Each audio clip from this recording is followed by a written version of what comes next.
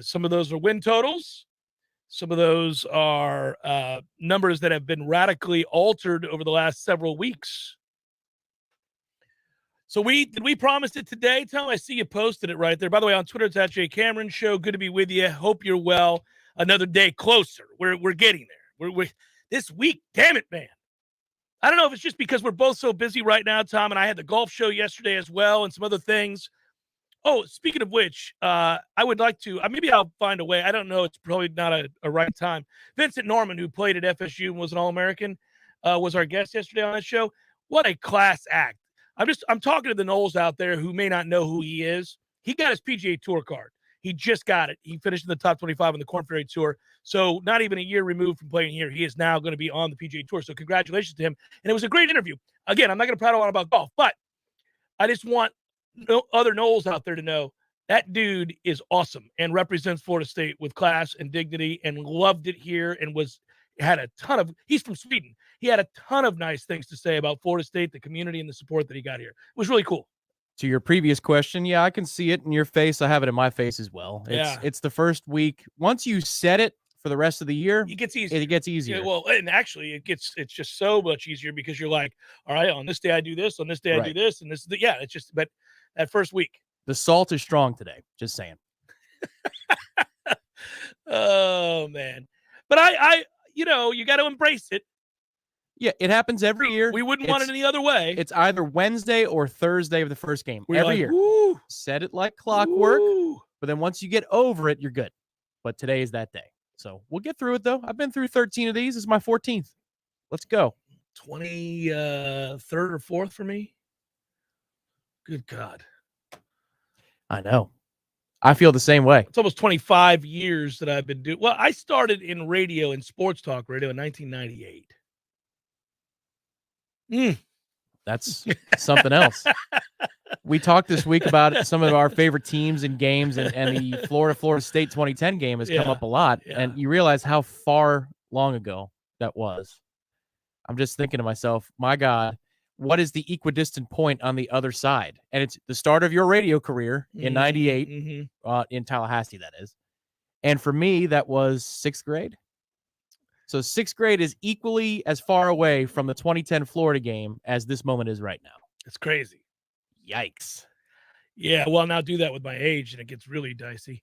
I wouldn't do that. Today is salty day. I'm not going to pick a fight. No need.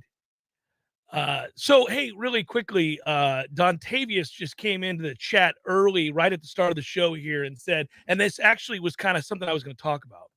So it worked perfectly. I'm not changing the direction of the show because of this, but I think there's a lot of people who are on one side of the ledger or the other with this. And he said, listening to ESPN, the nation has no idea how much we've improved and knows little about our roster improvements. We're about to take the league by surprise. Well, I hope you're right, Dontavius. I really do. I think the first part of what you had to say is correct. That most national pundits never know when a specific program, unless they happen to be from that town or went to that school. Most national pundits don't ever really know when a program's about to go from being bad to good. They're always late. And we've talked about that a lot. And I don't begrudge them that. I know that fan bases typically do begrudge them because they're tired of being spat upon. And they think it's gratuitous, kicking a team or a program while they're down. Or they think they're clueless, or they think it's intentional. And I'm here to say that most of the time it's just we're not on their radar because we haven't given them a reason to be over several years. So they're not paying close attention to a program. Like, I don't think a lot of those guys are paying that close attention to, say, Nebraska, who's been down for a lot longer. They're like, well, whatever. We'll pay attention to Nebraska when it comes time to pay attention to Nebraska. Is this the year you make them? Is this the year that Florida State makes them? They'll be late. For those of us that have talked about how much better the team is already and that there's a chance that they have a really good season. For me, a really good season might be different than what somebody else thinks. I think a really good season is 8 wins. I think if they get to 8 wins, that's a really good season. Really good. Yeah, and I think, it's reasonable for ESPN, like you're talking about. Force them to know who you are. They know what the program's about. They know the history. Well, they know the history, but the force them cachet. to know this roster. Force them to know why you're better. Force that game day conversation. So college game day, right? Yeah. That the conversation I'm talking about. It's week 5, and they're going, hey, Noles got a big one today in Tallahassee. How about the start Florida State's off to? The conversation that begins that way. Force that to happen. Right. And then get mad at them because they still get the names wrong. Like Jared Versey is a good player. And you're like, oh, here we go. Right. But, with their job, the national people, we shouldn't be on the radar. Time is of the essence. You've got to crunch a lot of rosters, a lot of teams, and a lot of scenarios for a lot of conferences. Yeah. And we're not cracking that list. Today I read on The Athletic, they had the, college football teams ranked 1 all the way to the end. And we were something like 44th. And I thought, oh, look at that. More respect Better for than us. the coaches poll. And, I just wanted to, as you like to say, punch myself in my own testicles. Yes. Because I'm saying to myself internally when I see 40-something for the Noles, okay, all right, that's better. Yeah, you're mad to think that you were actually perked up by that, having read that. Yes. Yeah. Let's get people talking about us as a legitimate top 25 team. We've got to touch that top 25 at some point this year. That's got to be part of the goal. 8-4, you're gonna, right? I think with this schedule, if you finish 8-4, you may not finish in there, but there's a week or two where there you are, and you say, "Oh my God, what's that number next to our school name on the graphic? We're ranked. Good for us." You know what I find interesting, and I know where it comes from. It comes from the fact that they just got a huge commitment to go along with the cachet and the history. Although that's a skewed and interesting history, but Texas has talked about an awful lot for a program that hasn't done a damn thing in a very, very long time, and that aggravates me a little bit. But given that they got Manning, that's kind of what that's about. But damn it, man. Also saw in economic news yesterday that they are now going to overtake as the richest university in the country over Harvard, because apparently the oil fields that are owned by the university or whatever interest they have, bringing in $6 million a day. I mean, yeah. Well, so it always, every year, the conversation returns to how on this earth are you run bad? So inefficiently? Always bad. Always. Yeah. No, listen, I've done this for a long time. Part of it's my family history with the mom's side of the family having gone to Oklahoma, and me going with my granddad to a game in Oklahoma, and family farm being in Oklahoma. I actually have ties to Oklahoma, and so I root for OU. So it's fun for me to make fun of Texas because it's absurd that they're bad. It should never happen with all the amenities, the recruiting grounds that they have, the endless funds that they could, contribute to football. Imagine if the Bowden run in the 14 years had, I don't know, a minuscule amount percentage-wise of Texas resources and money on top of the fact that he was whooping ass, because this athletic department operated way above their means. Yeah, they hit way above their weight class for a very, very long time. This is our concern, dude. Could have been used right here. That's been the problem for a while, is because now we're in a bit of a crisis where money matters more than it used to. It always mattered, but now it matters more because of the NIL game. And I'm sure that, I'm not sure if they could afford it, but they might have a data scientist on the payroll that could tell you exactly how much every win is going to be worth at Florida State this year. Like Florida would be worth more than Louisiana, but how much every single win could be worth to this university in terms of booster support, and then quite separately from a different organization altogether, Rising Spear and the NIL collectives. But every win this year means you're bridging the gap. It's that critical. The conversation we had yesterday sparked some frustrated responses on the chat, on my Twitter feed, people kind of thinking that we were coming at it from a negative standpoint. The very name of the segment was, "This is our concern, dude." I mean, it should have been self-evident that it's not intentionally negative. It is pointing out areas of the team that we have concerns with.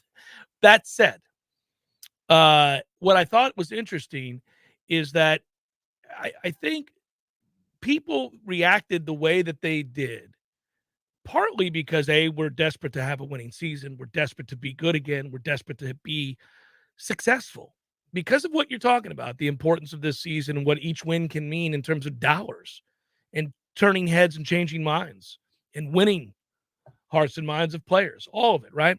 But the other reason is because people really like Mike Norvell. That's the truth.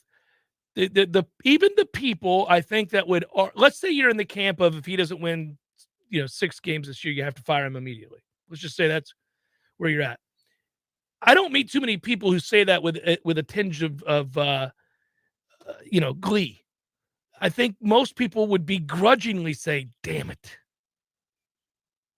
They would almost see it as a necessity that they hate, a reality that they don't like. We would all become disappointed dad in the stands. Where you have to restrict your kid. Remember FSU disappointed dad with the mustache. Yeah, famous. Yeah. Yeah, we would be that guy. Like, damn. Right. Well, I could tell you, I never got to go behind the scenes like you did before the spring game a couple of years ago. That was cool. And that was a really cool experience. But the best availability I've had around Mike Norvell was this year in Charlotte when he talked to the local media only. It was downstairs in one of the conference rooms. And he quite literally sat in a chair and kind of shot from the hip and talked with us for a while. It was all on the record. But towards the end, what he was talking about was, if you want to build something to last, you've got to build it the right way. You can't try and patchwork everything. That is correct. Because then your culture hasn't been, your core hasn't been established. At that point, right. And while that's very rah-rah for me to say that I agree with, it's also true. There was a lot to overhaul here. And that's why everybody's rooting for him. That's why everybody's rooting for him. Because they know he had, ridiculous amounts of fires to put out. And then ridiculous amounts of inefficiencies to try and make efficient, fast, pandemic year one, so you're way behind before you can even do the things that you wanted to do. Took on a different, Right. So you want to see the man rewarded. He couldn't even coach his first Miami game because he caught COVID. That's the kind of luck this dude has had since day one. Yeah, but at the same time, and this is where there's a balance to all this. At the same time, people understand that it's different here. You're not coaching Maryland. You're coaching Florida State. And this is a proud program. This is a program with real cachet. This is a program that in the illustrious history of college football has made its mark as one of the upper crust programs the game has ever seen. Oh, is it as elite as a few others? No, there are plenty of programs, more than a handful, that have a greater tradition and more wins and titles than Florida State, of course. But there is no denying that this state houses 3 really preeminent football programs. It's pretty interesting to think about. If you take away your allegiance to your program, so you're listening to me and you're a Gator or you're a Cane or you're a Nole, just take that away for a second and just think about it from the state. Not that we all puff out our chest and say, yay, Florida. That's a weird thing to do. But the point would be, you would sit back and go, yeah, man, I'm from here. I played football in this state, and this state produces elite talent. We all know that. People come here to rate our talent. And we have one of the, this is a state that houses 3 of the preeminent football programs of the last 75 years. So because of that, because there are weighty expectations, because patience is not exercised by the fan bases in this state, and understandably so, then, nobody's going to throw a pity party. You can feel some sympathy. You can have empathy. You can say, boy, Mike has caught some bad breaks. And you'd be right, because he has. And he's had a lot to overhaul. You're correct to point that out. But you do have to start winning some games. And it's not wrong. Like, people feel guilty, especially if they like him. And I like him a lot. People feel guilty. They'll be like, well, I feel bad having to say this, but if we don't get to 500 this year, we might need to make a change. Now, of course, how that happens and what that looks like matters. If Jordan, knock on wood, it doesn't happen. But if you suffer a terrible injury to a key starter, especially a quarterback, or something like that happens, well, then you're going to judge the season a little differently. But regardless. Yeah, well, you'll talk about roster building and the check I would and talk balance. about why didn't you have anybody behind him that could play? Why didn't there would be a lot of things that we came can up talk in the spring. about. Yeah, it did come up in the spring for good reason. So there's all of that, and Florida State fans are debating that amongst each other right now. I mean, if you go on the message boards on warchant.com, if you go and you look at our chat, if you go on anybody's Twitter feed, you go anywhere there are Florida State places and debate and conversation, then people, are going to have varying degrees to which they think success has to be matched for them to stick by this guy. And it changes for everybody, but it's okay to have high expectations. This is Florida State. It's okay to hold somebody accountable who's making $5 million plus a year. It's all right to do that. It's also okay to offer up valid reasons why success hasn't happened yet. That's fair too. Yeah, there's separate points here, but you can believe all of them in different increments.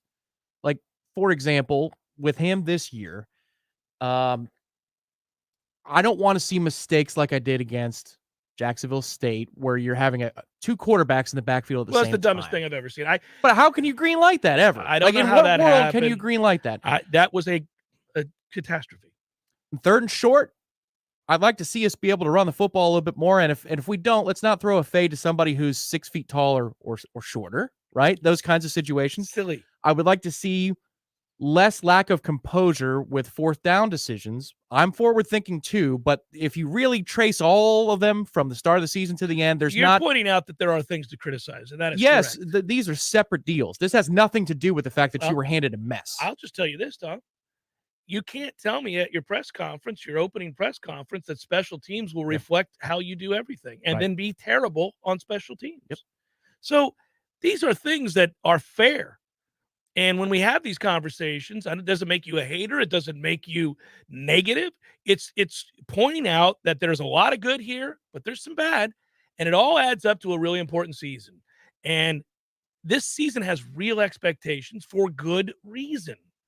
And I'm really hoping, because this is also part of my point as we get set to embark on yet another season, I'm hoping it works out because I like the man.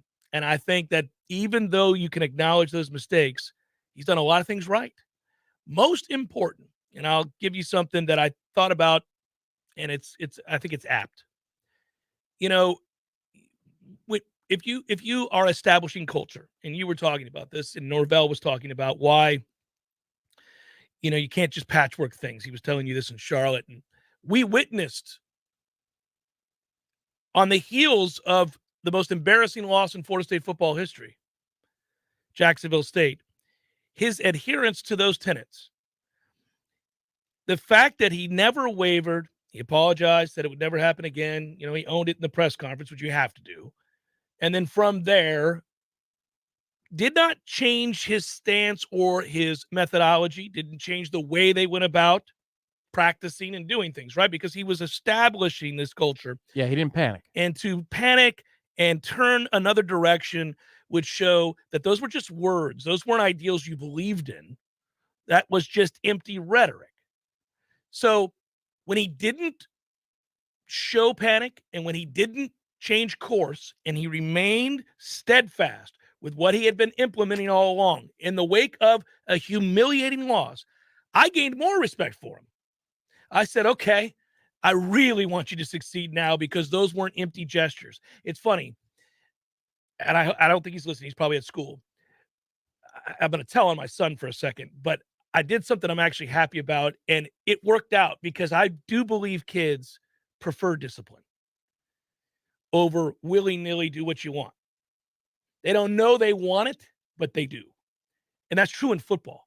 It's true really in most places. You want consistency in principles and operations and the way you do things, right? You want consistency. You want to be held to a standard, and you want to know what is the standard. All right. My son, the first week of school, comes home. He had just finished a book that I gave him to read. Now, this was over the summer. I was making him read books because otherwise he would just screw around and play video games. So I said, you're going to read this book, and I want you to read this book, whatever. I make both of them do it. They get pissed off, but I don't care. So this book, it's Ishmael, and he knows the name of the book. So I said I wanted him to read this, and he said, okay.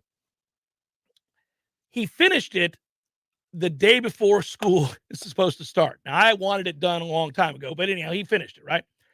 He got an assignment the first week at Leon where they have to do a book report, and they're allowed to pick any book they want. Now, he has a piece of paper where you have to write the title of the book, and your parent has to sign that you're going to read this. And it says it can't. This is getting good. Yeah. He went to mom. Sorry. No. You can't be a book you've already read. It could be a book that you are currently reading if you have a lot of room to read. Like you have 10 chapters left or something like that. The epilogue. Yeah, it could be whatever. So Bryce writes down Ishmael. which of course he's already completed. He brings it to me. He doesn't try to bring it to his mother, which is good. That was part. He brings it to me and says, "Dad, can you sign? I got to do a book report." And I said, "Okay." And I read the instructions at the top. And at the top it says, "Can't be a book you've read before." So now I know he's read Ishmael, and I'm standing there and I read that and I read it again. And I go, "No, man, that ain't it. You got to pick a different book." And he goes, "What are you talking about? I just finished Ishmael last night. I can ace this book report. I'll start writing it right now. I'll get out in front of it. It's going to be great. Don't you want me to stay out in front of my work? You're always talking about stay on top of your work." That's well done. "Oh, yeah." I said, "Oh, of course. I also believe in following the directions that your teacher asks. And it says right here, it can't be a book you've read. Yeah. Can we establish that you have read Ishmael?" He said, "Yes." I went, well, boy. He exposed the queen on the chessboard. And I went, I couldn't believe it, right? So then I said, he was pissed. He's like, "You're really going to make me read a new book from scratch?" I said, "Oh, I'm not. She is." And so obviously he doesn't want to hear it. I don't care. I make him erase Ishmael. And then he goes back into his room. So then I get a book for him. And I walk back there. It's a shorter book than the one I had him read before, but it meets all the criteria and it's brand new. And I walk in and I go, "Here's what you should read. If you're going to bitch about it and not pick a book yourself, here's what you should read." And I threw it on the bed. I said, "Read that." And he looks at it, he sighs, and he looks back at me and he's like, "That's what you want me to read?" I'm like, "Sure. Well, you can pick one, but you're too busy bitching. So here you go." Called the coach, Bobby Bowden, right? So I threw it down and I said, "Read that." So then he complains for a day.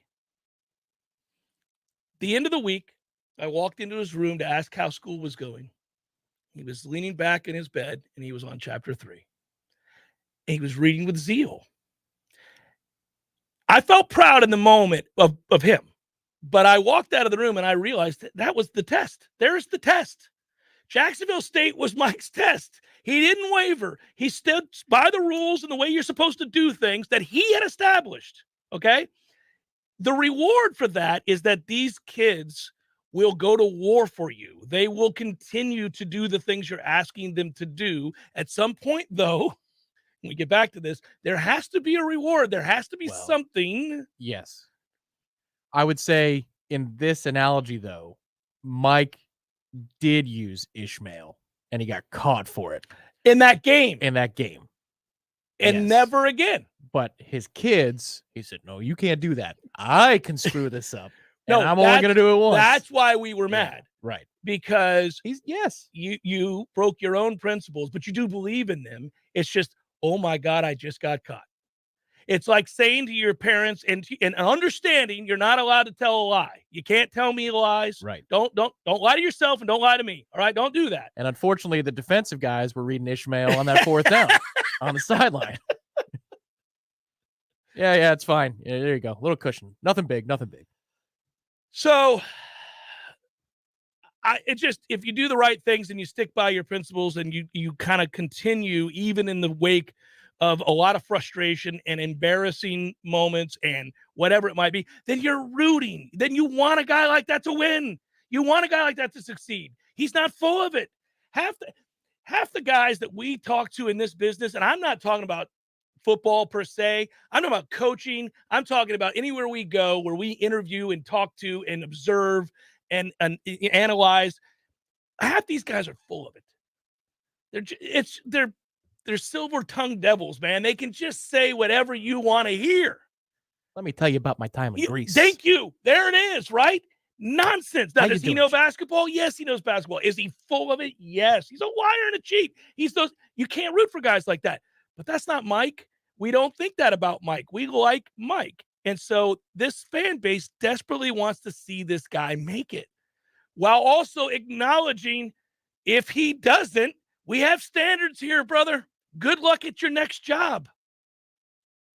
Maybe you need a little silver tongue to get that next job. Hey, Jeff, pleasure to sit down with you. I'm not used to being the second most handsome man at the desk. Oh, there it is. Unbelievable. There it is. Look at this guy. Look at this guy. It's gorgeous. It's the Jeff Cameron Show, 93.3 Real Talk Radio, Warchant TV.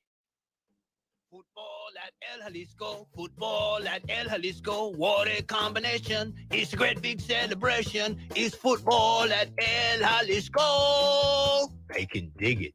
Who's playing? Oh, man, everybody. The ACC, the SEC, all the C's, and even the pros. The Bucks, the Steelers, the Giants, the Cowboys. Wow, far out. You bet, man. When the game is on, it's on at El Jalisco with incredible specials on everything from frosty cervezas to salty margaritas. Does Margarita know? Dios mío, not again. The best place to watch the game is El Jalisco. College, pros, Monday night, Thursday night, you name it, El Jalisco is football headquarters. And with 5 Tallahassee area locations, there's probably an El Jalisco right around the corner right now. Thank you for calling the Medicare Help Desk. How can we help you? Can you help me choose the right coverage for myself and my wife? We sure can. We can help you choose from Medicare supplements, Medicare Advantage, or standalone prescription drug plans from over 30 different insurance carriers. How much does it cost? We have a fixed income and can't afford extra expenses. At the Medicare Help Desk, the consultation is completely free. We are here to help. Thank you, Medicare Help Desk. Hi, this is Justin Colvin, founder of the Medicare Help Desk. In my 17 years of experience, I routinely speak to seniors who are overwhelmed by the multitude of coverage options available to them. That's why I created the Medicare Help Desk, a place for you to get clear answers to all your questions and make sense of all the confusion. I've helped thousands of clients, and I live right here in Tallahassee with my family. I am active in my church and wish to help and serve my community. If you need help navigating the Medicare landscape, I'm easy to find. Just visit the MedicareHelpDesk.com. That's the MedicareHelpDesk.com. Hey, no fans, our partner ISF Inc. is a national management and IT consulting firm located right here in Tallahassee, Florida, solving the future for state governments through strategy, process, and technology. As a trusted advisor for state governments, ISF knows the importance of defining a clear and detailed strategy. Our friends at ISF can help your organization create a strategy that sets you on a path to success. ISF, your vision plus our expertise brings your brilliant ideas to life. Visit ISF.com to learn more. ISF, solving the future.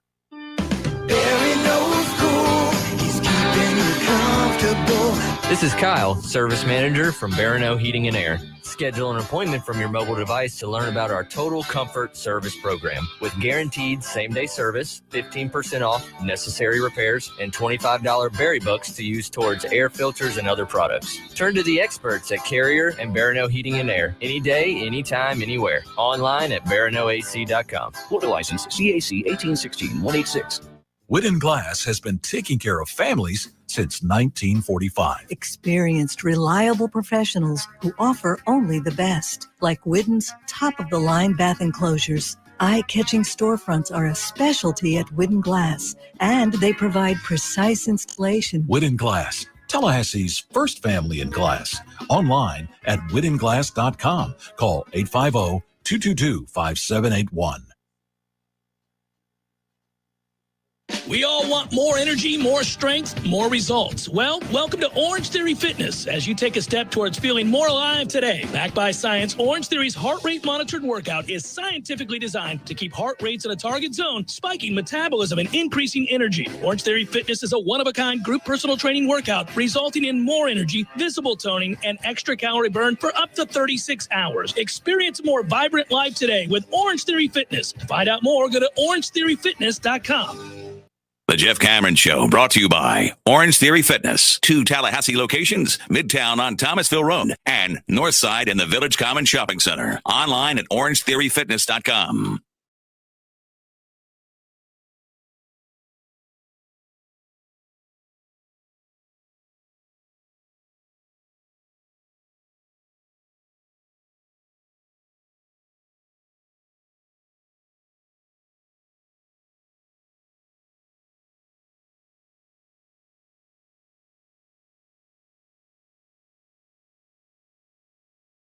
Sent for the game on Saturday.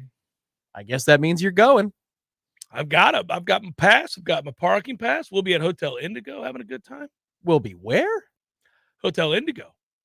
Pre-game show, baby. Should note that the signature sandwich from Zaxby's is going to be on the ledger for this weekend. There you go. As our friends are once again on board, and I'm happy they are. You want me to read that now? Well, I mean, I don't have to, right? Extol the virtues. It's up to you. I'll read it later. I just know that the Zaxby's on board again for the pregame show, and we love them for it and appreciate everything they do. Well, they're on board for everything. They said, how much is Saturday? How much? I want everything you got. Bring me everyone. Yeah. And they are a proud Golden Chief booster for 17 years. So they're not screwing around, buddy. Not just screwing around. That's South Park, sorry. Yeah. So they wrote about us, and they wrote the entirety, as Tom alluded to. I'm fired, aren't I? Hot seats, tier 11 was ESPN for Arizona State, Florida State, Nebraska, West Virginia. That's the tier we were on, tier 11. The preceding tiers, if you didn't read the article. Tier 10, tier 9. Tier 1, the clear favorites, Alabama, Georgia, Ohio State. Tier 2, how quickly we forget. Clemson, Michigan, Oklahoma, Notre Dame. Tier 3, rising stars. NC State, Utah, you're damn right. Wisconsin, no. Stop with that already. Every effing year with Wisconsin. Texas A&M is on that list. Well, we'll see. Perhaps someday the $700 million they've given Jimbo will pay off in the form of something other than, 8-4. Thanks for that season. Hey, he has a national championship trophy at Texas A&M. He has one. That's true. Tier 4 was they are maybe back. Miami, Texas, Southern Cal. Jesus. There are that many tiers between what you just listed and where we are? Tier 5, the kind of basketball schools. Wake Forest, Houston, Kentucky, Michigan State, Oklahoma State, Baylor. Tier 6, the under-the-radar gems. Arkansas, BYU, Cincinnati, Iowa, Ole Miss, and Pitt. Tier 7, wilder things have happened. You can sense my frustration as I was reading this. Holy God. Oregon, Minnesota, Mississippi State, Purdue, and Tennessee. Purdue. Oh, Tom, it gets worse. Tier 8, big names, bad records. Auburn, Florida, LSU, Penn State, Washington. Why wouldn't we be there? Big names, bad record. That's us. That's us. My hand's raised. Tier 9, plucky upstarts. Kansas State, Louisville. Oh, no. Maryland, North Carolina, UCLA. Tier 10. And the salt is being poured on top of the salt. Tier 10, the system is rigged. Air Force, Appalachian State, Army, Boise State, Coastal Carolina, Fresno State, San Diego State, UCF. Interesting category name. Tier 11, hot seats. I'm fired, aren't I? Arizona State, Florida State, Nebraska, West Virginia. And they write, 8 months ago, fans tried to fire Mike Norvell on Twitter Spaces. Herm Edwards has danced around NCAA violations, but a sizable chunk of his staff took the hit, and a number of his best players, including Jaden Daniels, hit the transfer portal. Scott Frost has his O-linemen working so hard they throw up to 15 times a day. They throw up to 15 times a day. Which mirrors how Nebraska fans have felt of the past 4 years.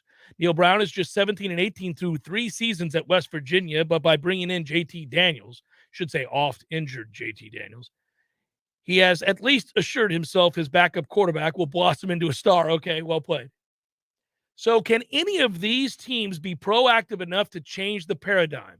And aren't proactive and paradigm just words lazy writers use to sound informed?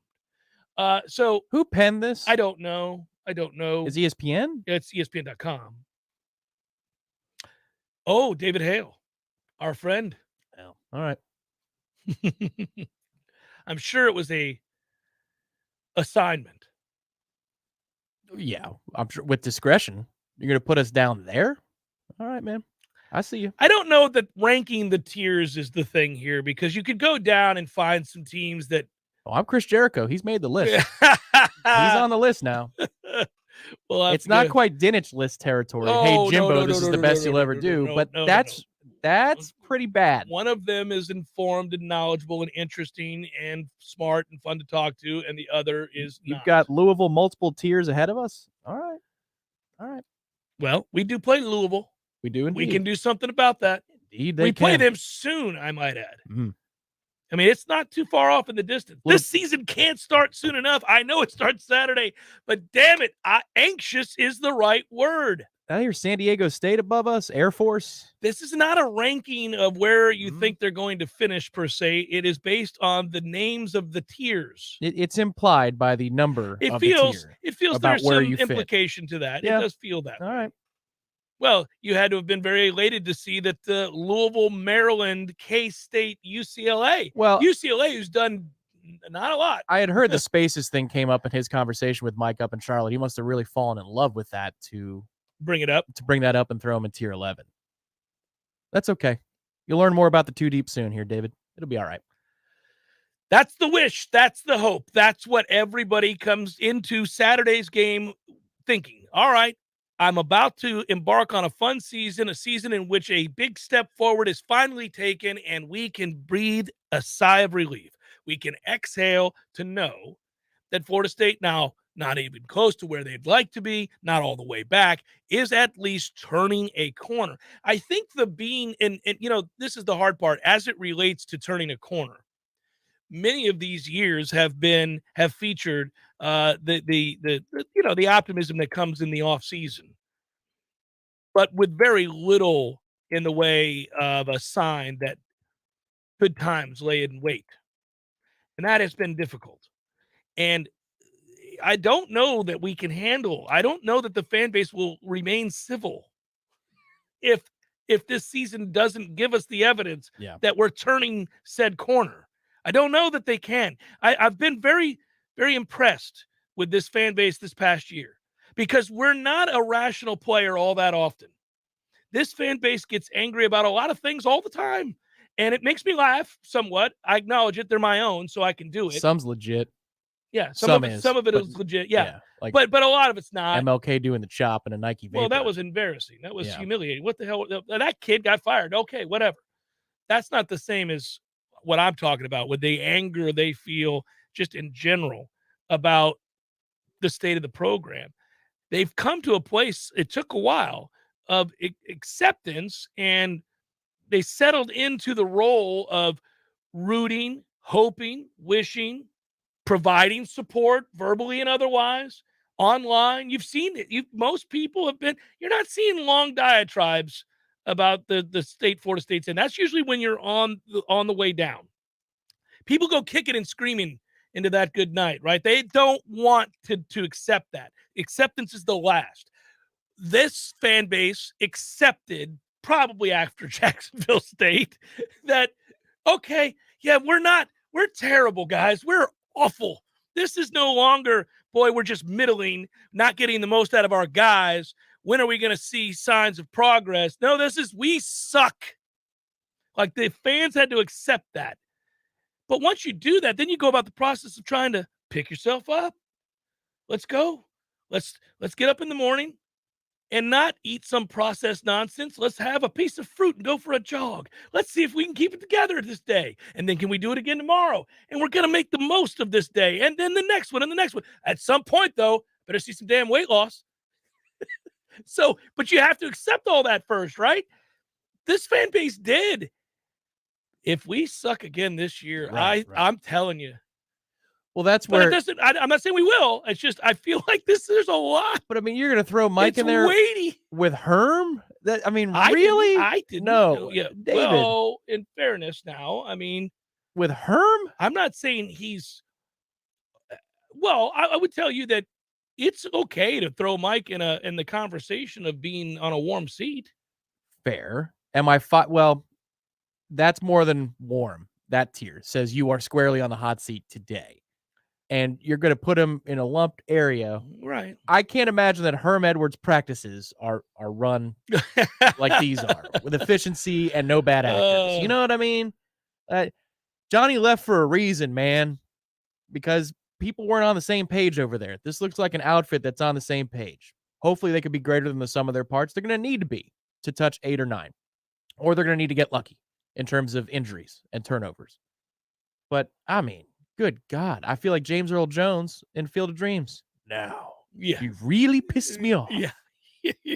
Tier 11? Oh man. It was something. I read that yesterday and I went, oh, okay. But you get an opportunity, and this is no fan base is like nothing more than to be able to rattle the cages and swords and say, all right, here's the deal, man. You're wrong. And we're going to tell you all about it the second you realize you're wrong, but I already know you are. I know you're wrong. And I like having this knowledge in advance. Now that's a segment of the fan base. Right. I'm sure there's a small percentage that's like, yeah, guys, we're going to suck again. I don't think that's a small percentage. You think there's a large percentage of people that think we're going to suck? I think a significant percentage. They're not very vocal. Correct. They just sit on the sidelines going, oh, these poor people. These poor people. They're out here believing it all. I mean, I'm not saying it's a third of the fan base. I'm just saying it's a significant percentage of people who have to see it. And I don't blame them. No, I don't blame them one bit. Yeah. Just because we get to see practice. I mean, no. If I live in Tampa and I live and work and I have a job every day where I'm busting my ass, come home at 6:30, I eat dinner, kiss my wife, kiss my kids, go to bed and do it all over again. I don't have time to be worried about all the intricacies of practice. Football's about to be here this Saturday. I can't wait to sit down with my buddies that are going to come down from down the street, and we're going to have a cold one and watch the Noles. Maybe I have zero expectations. Maybe I don't know. Maybe I'm saying to them, hey, this could be the year we look a little better. You hope, but I probably haven't spent a lot of time thinking we're going to be good. I'm just going to assume, because I don't like to get hurt, that we're bad until we're not. Right. And then hopefully in that household, the other person, because the wife could be the diehard Nole, and then the husband's like, I'm going to bed. Maybe the spouse would say to the other, why didn't you come to bed early last night? Well, guess what? I stayed for all 4 quarters of the Noles game. I watched them in Louisiana. They took down LSU. And I'm in a damn fine Get mood. you some. So don't expect me to come to bed at halftime of the Louisville game. I'm going to be up. You know why? Because we're good again. Well, you would certainly ratchet expectations at that point. They would be raised considerably if you knock off LSU. And I would tell you that if we knock off LSU, that'll be the first time I get nervous. You have a long time to deal with that, though. Mm-hmm. It'll be the first time I get nervous. What would you be nervous about? Expectations. Now I expect a lot. I think LSU is quite a bit more talented than Florida State is. If Florida State goes out there and wins that game, matches them physically with that defensive line, those receivers, and Florida State handles that well and wins that football game, well, then I'm going to expect that we go to Louisville and win that football game. And now we're big time into the world of expectations and possibilities. You're staring 5-0 in the face. Well, because Tom, then all of a sudden, think about it, man. At that point, all of a sudden, you're not having conversations about can we get to 7 or 8 wins. You're starting to talk about at 5-0. You're talking about with wins over both Louisville on the road and LSU in New Orleans. And I mean, even if you're 4-1 on the eve of the NC State game, you're 4-1. Yeah, and you're looking at that. You're just saying, we could go 1-1 these next 2 weeks. Right. And now all of a sudden you're talking about a dream season, which catapults you into a different tier of possibility within the recruiting world. Certainly not tier 11. We might get written about different next year. That's right. Yeah, differently. If it was a different Tom. It's the Jeff Cameron Show, 93.3 Real Talk Radio, Warchant TV. Your local news now. The Florida Department of Transportation is working on a new pilot program with the Florida Transportation Builders Association and a UK-based traffic software company called One Network to roll out a new lane closure notification system. It is the first technology pilot program in the country. It allows authorized workers to update lane closures and other construction information in real time. The lane closure notification system uses LiveLink, a shared road management platform that automatically connects to your GPS provider. People that live in Florida can expect to see these new updates by the end of the year. Randy Merritt faced 2 allegations of ethics violations. The first allegation is that he improperly voted on an issue in which he had a conflict of interest, but he denies it and was clear on that complaint. Merritt admitted to the second part, an allegation that he made an inaccurate financial disclosure in which he did not properly report capital gain from a property sale. He has agreed to pay a $1,000 fine. This is Rachel Lene with your Real Talk 93.3 local news update, brought to you by Macklemore Systems, Tallahassee's go-to Mac store. Check them out online at MacklemoreSystems.com. This is meteorologist Paul Trombley with your Real Talk 93.3 weather update. Scattered thunderstorms likely this afternoon, otherwise overcast skies. Highs level off around 87, winds out of the southeast, 5 to 10 miles per hour. Chance for scattered thunderstorms again. Tonight, lows dip down to about 72. Cloudy skies expected. Scattered thunderstorms likely. Tomorrow, highs around 88. Overcast skies. This report is brought to you by the Lawn Johns. For all your landscaping and lawn care needs, visit thelawnjohns.com. Right now, 85. There's fun to be had every night at the Corner Pocket. Take home prizes on Trivia Tuesdays and Beer Bingo Thursdays. And kickstart your weekend with Martini Fridays. Plus, happy hour runs every weekday and game day specials every time the Noles take the field. Watch all the best games at the Corner Pocket's Vegas Wall, featuring 560 inches of flat screen TV heaven. Oh, really? The best food, the best drinks, and the best place to watch all the games. Tallahassee loves the Corner Pocket. We all want more energy, more strength, more results. Well, welcome to Orange Theory Fitness as you take a step towards feeling more alive today. Backed by science, Orange Theory's heart rate monitored workout is scientifically designed to keep heart rates in a target zone, spiking metabolism and increasing energy. Orange Theory Fitness is a one-of-a-kind group personal training workout resulting in more energy, visible toning, and extra calorie burn for up to 36 hours. Experience a more vibrant life today with Orange Theory Fitness. To find out more, go to orangetheoryfitness.com. Here's what you missed on the Greg Pish Show. There's a TikTok that's going viral because of a butter softening method. They are putting the Vermont Creamery butter in the waistband of our pants. Give it 5 minutes. You can go and measure out your ingredients, and then your butter is ready to go. You cannot do this in Florida. No. Because your pants will be full of butter in 2 minutes. Somebody try it. Post it on TikTok. Unless it says juicy across the back. The Greg Pish Show, Monday through Friday, 6 to 9 a.m., only on Real Talk 93.3. The Cameron Show is a production of the Warchant.com Multimedia Network. Check out Warchant.com today for the latest news inside Florida State athletics. That's Warchant.com. Now, back to Jeff on Real Talk 93.3.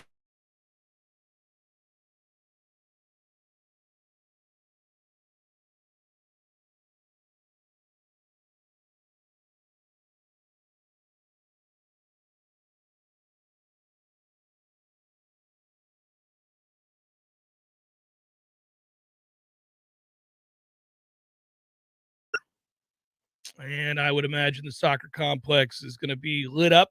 Number 2 ranked team in the country is Florida State, 1-0-1, hosting number 16 Auburn, who's 2-0. 6 o'clock tonight. No more overtimes in the regular season, so you're going to see a lot more draws in soccer this year and everybody's record. And that logo with the 3 stars looks perfect now. I mean, I want a 4th one, don't get me wrong. But with the 3 national championship stars, I like symmetry. I like things to each have their place. And those look choice now. Florida State fans are going to be excited to go into Doak Campbell Stadium on Saturday. You'll see some changes there, too, that I should mention that you and I have had a good look at. They were doing that with the lettering up on the wall there under the press box. It's impressive. They did that. And on the other side, too, with the president's box, they're nice. It's nice to show what we've done and accomplished. About damn time. We have accomplished a lot. We should remind everybody. Clemson just makes up things and puts it up there. Right. We can at least put ours up there. Come on now. Yeah, and it's not in a place where it looks faded from 1982 and it's a poster. You know, it's more modern looking. It's sleeker and cleaner. Good job, University. Good job, Alford. That's got Michael Alford's fingerprints all over it. Yeah, it's impressive. By the way, Florida State soccer, back to that for a minute. This is pretty impressive. The last 5 years, the Noles are 14-2-2 against their August opponents, outscoring them 39-8. Florida State at home is a ridiculous 182-15-10 since 2005. That's a whole lot of kicking ass. That's a winning percentage of over 900. That will get it done. And their last 127 matches played at home, they're 113-7-7. Jesus. Yeah, that is as dominant as you get. They were undefeated last year at home. They did have the one draw. That is the 10th time since 2005 they didn't lose a home game. Remember when baseball would have series records like that? Well, we had one against Maryland that was epic that I used to crack up about all the time when we used to pace their sorry ass. I just mean in general, like home series at Hauser. You Yeah. know, the record with the Sunday Golds for years and years was undefeated. Look forward to that program getting back to doing things like soccer does. I look forward to all of our programs getting to a place where they do where soccer does, you know, regularly. The problem is the non-revenue sports, for the most part, have been very, very good for some time. And, if we're being fair, of the revenue sports, basketball has been very, very good, save for last year. So, their home record actually is rivaled, fantastic. considering ACC competition every year. My God. Unreal what the record has been at home. And that actually figures to be a much better team this year as well. Don't want to go down the road of basketball just yet, but they're going to be better. But you feel better than you did 2 months ago. Much better. I still think that the epic rise to have a chance to knock on the door of winning a national title like we did before the ACC tournament was canceled and sports were shut down, that team could have won it all. And I don't think we're going to get back to that anytime soon. What sucks about that, beyond the obvious, is that you'd have a Final Four banner and you'd have a national championship in basketball, and we would all have wept for Leonard, which would have been amazing. Yeah.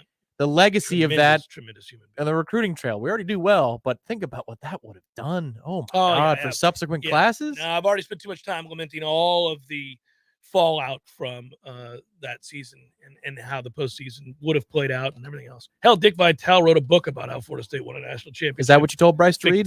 Do a book report on? No, I can't imagine that book's any good at all. Good work out of you, sir, for the first hour. We got one to go. I feel very good about it. I feel like that hour was a championship hour. We're off on the right foot here. Hour number 2 forthcoming. Stay with.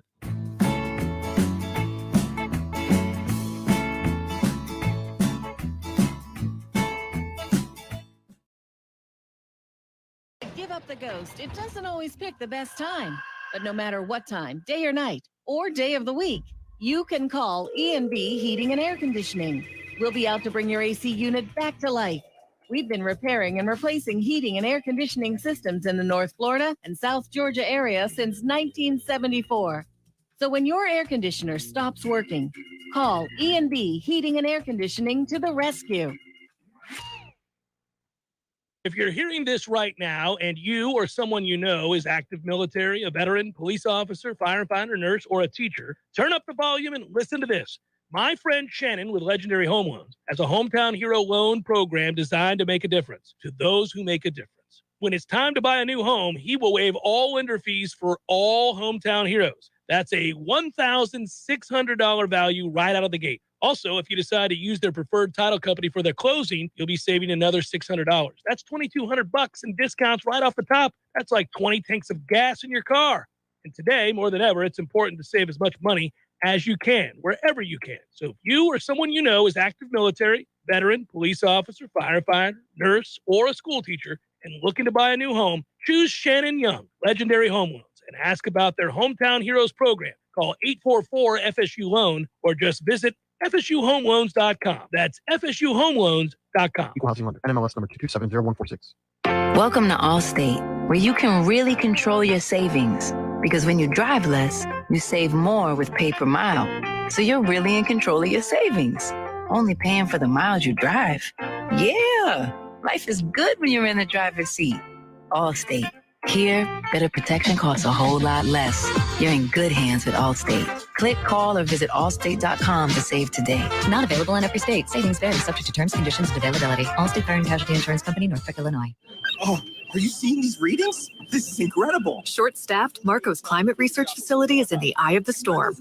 The atmospheric pressure to find more weather specialists is mounting. Man, this is going to be a big job. We're going to need a bigger team. Indeed can help him hire great people fast. I need Indeed. Indeed you do. We instantly connect you with quality candidates whose resumes on Indeed match your job description. Visit Indeed.com/credit and get $75 towards your first sponsored job. Terms and conditions apply. There's fun to be had every night at the Corner Pocket. Take home prizes on Trivia Tuesdays and Beer Bingo Thursdays. And kickstart your weekend with Martini Fridays. Plus, happy hour runs every weekday and game day specials every time the Noles take the field. Watch all the best games at the Corner Pocket's Vegas wall, featuring 560 inches of flat screen TV heaven. Oh, really? The best food, the best drinks, and the best place to watch all the games. Tallahassee loves the Corner Pocket. Coming up next, more of the Jeff Cameron Show. Live and local on Real Talk 93.3. WVFT, Greta, Tallahassee. Breaking news this hour from townhall.com. I'm John Scott. Florida Governor Ron DeSantis is speaking out against President Biden's student loan relief program. Bob Agnew with that report. Governor DeSantis tells the Salem Radio Network first and foremost is the fact the $300 billion program is unconstitutional. But then the fact that you're putting this on the backs of working Americans Americans, he says, who may have made other choices regarding an education or have paid their student loans back. So I think a lot of people who've paid off education debts right now feel like chumps because they did the right thing. And now Biden's coming in with this. Governor DeSantis says the costly program will also lead to greater inflation. Bob Agnew reporting. Also at townhall.com, growing distrust of the mainstream media crosses party lines. That's the bottom line of a newly released Rasmussen poll. 62% of voters surveyed believe media bias is getting worse. A larger 82% share say fake news will become an even bigger problem in the future. 52% of voters just don't trust political media overall. Breaking it down by party affiliation, 67% of Republicans and conservatives have doubts about news content, while 55% of Democrats say they do trust news about the president, Washington, and Congress. Rich Thomason reporting. Oklahoma executing a man for a 1997 killing despite a recommendation from the state's Pardon and Parole Board that his life be spared. 50-year-old James Coddington received a lethal injection at the Oklahoma State Penitentiary in McAllister. Governor Kevin Stitt declined to commute Coddington's sentence to life in prison without parole and rejected his petition for clemency. Coddington was convicted and sentenced to die for killing 73-year-old Albert Hale. On Wall Street, stocks have now moved higher. The Dow up 125 points, the NASDAQ ahead 134. More at townhall.com. Charlie Dombeck here from Key City Capital. As a practicing CPA for nearly 30 years, I have found that 80% of your ability to grow your wealth is dependent upon two factors: taxes and investment performance. At Key City Capital, we improve investment performance by diversifying capital into off-market investment opportunities in passive rental real estate and alternatives like asset-backed lending. We recover dollars that clients unnecessarily pay in the form of income taxes, creating a lifetime annuity of savings. We are a sponsor of passive, affordable single and multifamily residential rental investments, which are located in Sunbelt landlord-friendly states. These investments are the top choices in a rising interest rate and inflationary environment. They represent a store of value, protecting your capital from market volatility. Learn how we at Key City Capital can help you ultimately grow your wealth rapidly. Connect with me at keycitycapital.com or give me a call at 817-912-1569. Hearth and Patio wants you to know now is the time to start thinking about your fireplaces. Yes, we know that temperatures are going to be in the mid to upper 90s for the next couple of months, but now is the time to start thinking about upgrading those fireplaces. Not going to be using them? Get those fireplaces upgraded now. They can repair all makes and models of fireplaces. 850-727-4282. That's 850-727-4282. Or visit them online at hearthpatiotallahassee.com.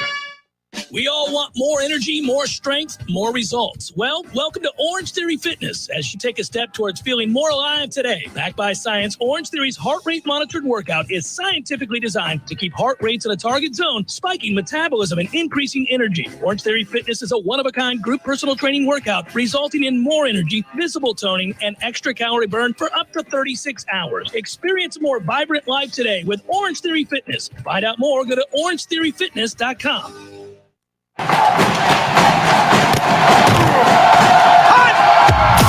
Broadcasting live from Florida's capital city, this is the Jeff Cameron Show, brought to you by Orange Theory Fitness on Real Talk 93.3. Now, stop what you're doing and listen closely. It's time for the Jeff Cameron Show in 5, 4, 3, 2, 1.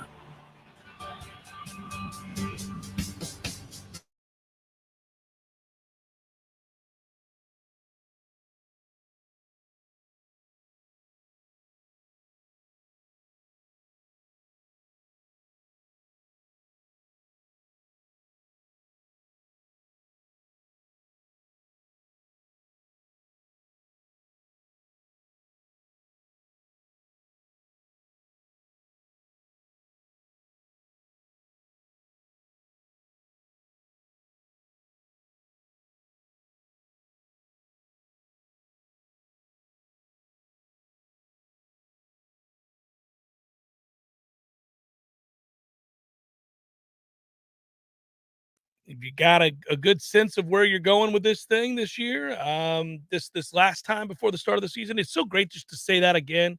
I just want to keep reiterating, this is a week of lasts. No more waiting. It's happening. Last time we have to do Redemption Thursday without actual games to see. You know what I mean? All of it. It's all right there. Yeah, I was happy when camp started because you get to talk about things that you've seen with your own eyes. But now I want to see things that count. And that's what this weekend's about. I'm not totally certain how W's and L's is going to go. And I think that's fair because fair. There's a lot of games that you're not totally certain how they're going to go. Most of them, in fact, most of the 12.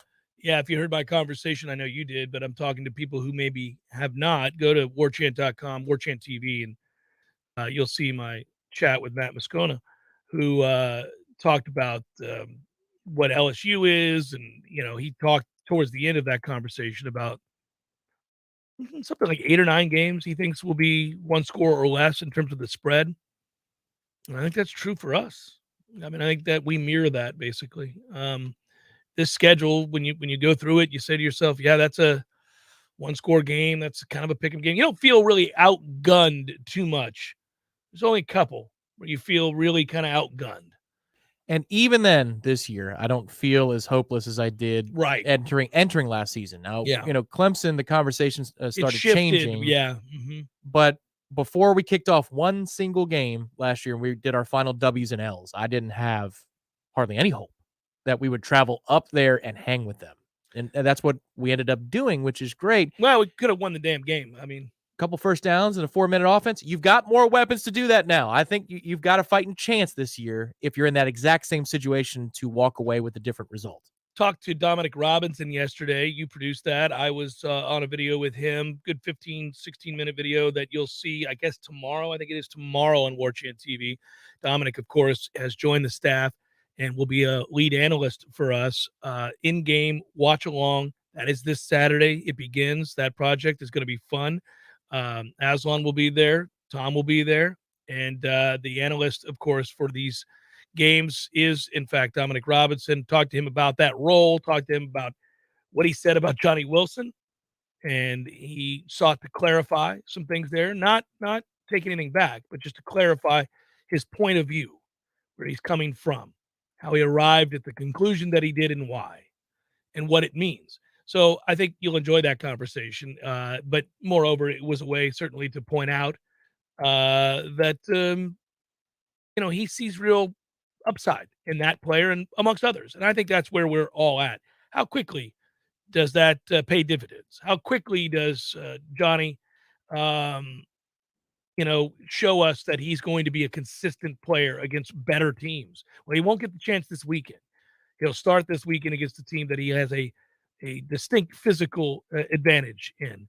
But there are several games, of course, where that is not the case. It's not the case against NC State. It's not the case against, Clemson. It's not the case against Miami. It's not the case against Florida. It's not, there are a lot of games. So where you'd say, okay, well, if he does it against this group, then he's the real deal. And I'm anxious to get to those games. And the first of which is LSU.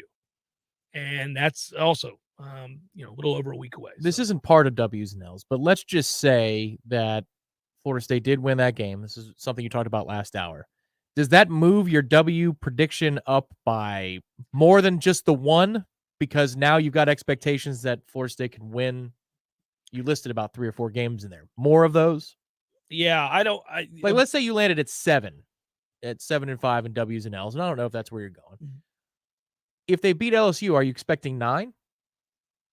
Well, this is a game where I want to jump to a lot of conclusions, but I'm being careful not to jump to any of them before we see it. And I'll tell you why. That's not a cop-out answer. I don't know what to make of, and it's always hard to do this because the time that it takes somebody to kind of implement their system, their program, their coaches to connect with their players, flip a roster and all, it's different in every situation. Depends on what you inherited. It depends on what you're trying to teach. Depends on your effectiveness. He's got a good staff. So the thing I'd say is that what bothers me about that game and what I think LSU is from a potential standpoint, well, they're a team that I'm betting on the over of their win total. despite the fact that they're in the SEC West and they have a lot of hard games. I'm still betting on the over on their win total because talent is not the issue. When Mike took over here, there were a lot of things going against him. Talent was one of them. They weren't very talented at all. At all. It's still a problem. It is still a problem. And if you want to see the stark difference between the two programs, 10 players drafted by LSU last year, they project somewhere in the neighborhood of 6 to 8 this year. I mean, that's a lot. I mean, we were elated when one of our guys got drafted in the first round because it felt like, oh my God, look at that. We were stunned. Well, I mean, geez, LSU is just producing en masse NFL talent. Okay, so why do I bring that up? I bring that up because he didn't inherit a problem with talent. He inherited a problem with a locker room and a case of players having quit on their coach and in complete disarray. And I don't blame them for quitting because their coach was a wreck on and off the field, had lost control of a program. But how quickly does Brian Kelly get in there and whatever the talking points, the messaging is, and not only the messaging, how quickly do they believe in it, buying it? Well, typically, if you're starving and somebody gives you food, you're going to eat it. So my guess is those kids are going to adapt pretty quickly, and they're going to believe pretty quickly. He has the requisite cachet as a coach, and I think he has a system that is pretty easy to teach, frankly, offensively. So I'm kind of curious,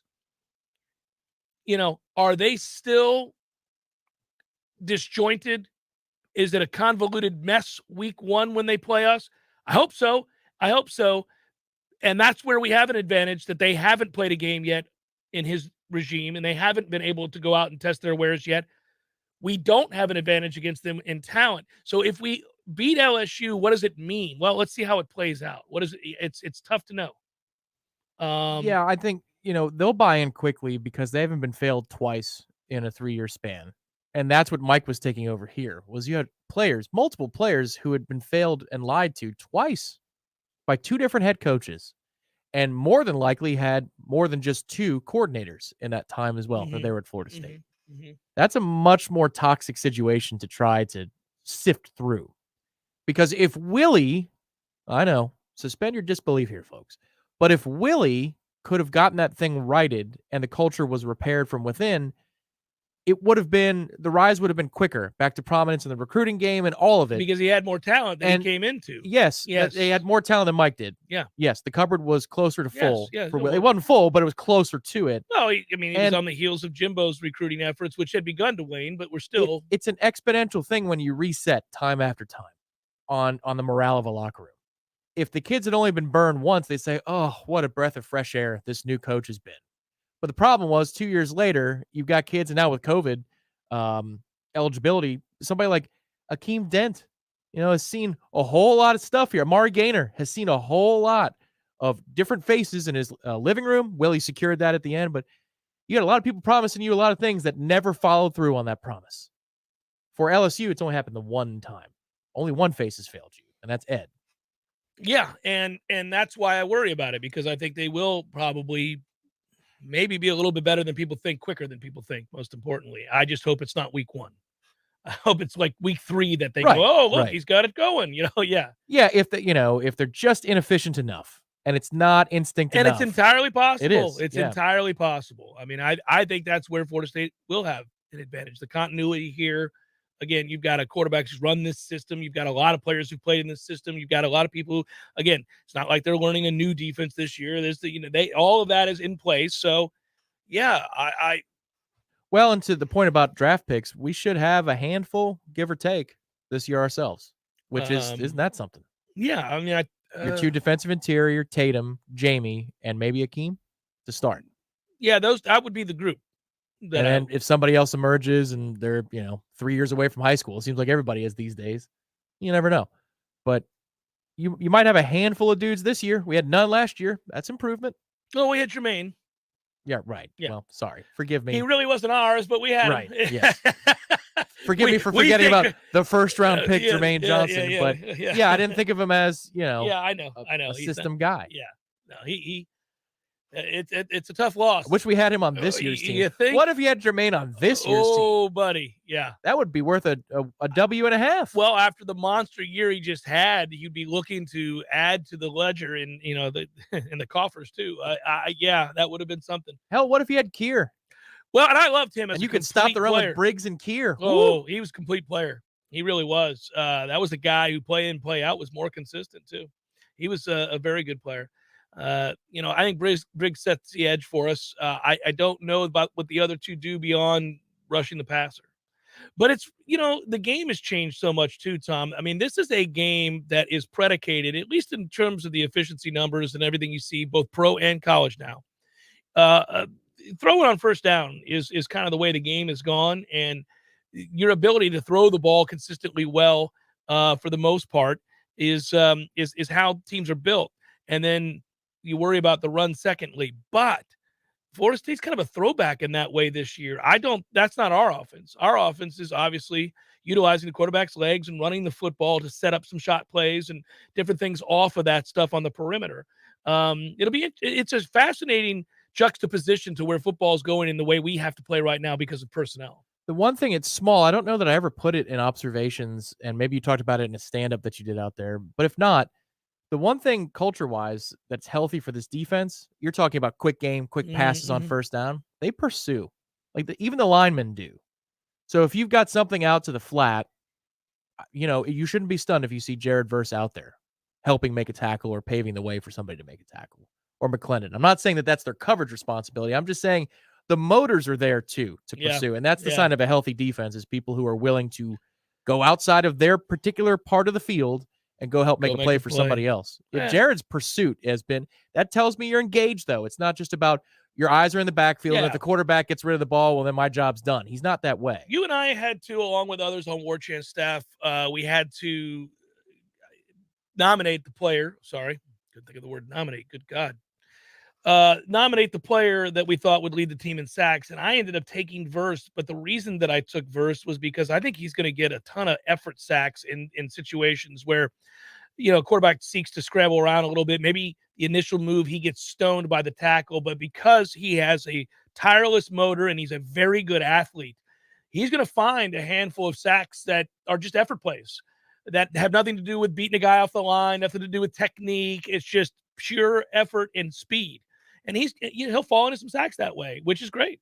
That was a tough question. Of all the roundtable questions, I think that might have been yeah. the most difficult to project, because I think they're going to have to bring more pressures just by nature of what these guys aren't proven to do just yet. But then also, if you told me that McClendon was the team leader in sacks, you wouldn't be shocked. Or it was Verse, even to a degree, Dennis. Briggs has had a decent camp. I love him. It could be interesting if you keep him on the field. I don't know if they will. He's a great player. On third and long. But I thought Verse, just because he's got more variety to his game. He's strong. He's real strong, and he's only going to get stronger. He's also real fast, and he is motivated. I mean, this is a guy that, every day brings it at practice. And would it surprise you if they left him on the field, which I think they might, but if Fabian had 5.5 or 6? No. It wouldn't stun me. He's so damn quick. He's quick for his size, and he's a dominant player, and he's going to fade some middle-of-the-road teams with average offensive lines. Right. Yeah, like Coop would surprise me. That's not what he's about. But Fabian's jump off the line. Third and forever. If you've got McClendon Verse on the perimeters and Lovett and Briggs up the middle, man, that's a good. You better call a screen. It's the strength of the team, man. You better call a screen because they're going to get by you anyway. That's the strength of the team, man. It is. I think at the start of the year, the biggest thing that you can differentiate from last year, which is that you have a team that understands what they're being asked to do, players that are put in roles to succeed, and there is a tenaciousness to the way they play the game on defense that was born out of that frustrating, terrible start. And they moved some guys around and figure out the pieces, and then they brought in and added to the the punch there. I think that's a group that has experience, some depth there, especially in the interior of the defensive line, and some talent on the back end. So, yeah, I think they're going to play good defense from the jump, which obviously last year they did not play good defense until we got about week 5. Really, the second half of the Louisville game on, they played really good defense. This is a really tough and unfair question, but I just want to see where your head's at. Outside of the front four, and I know that you could call it a 3-down line. I don't care. The front four, the edge rushers and the defensive tackles. Who's going to lead the team in sacks? Who do you think? Removing those guys? Removing those guys from the equation. Tatum Bethune. Yeah, I could see that. Mm-hmm. I was wondering if you'd say Gainer. So Bethune is the answer. Tatum Bethune. Okay. This is cool. So listen up, everybody. If you like free stuff, it's the time of the year where free things are banting about, and that's a good thing for you.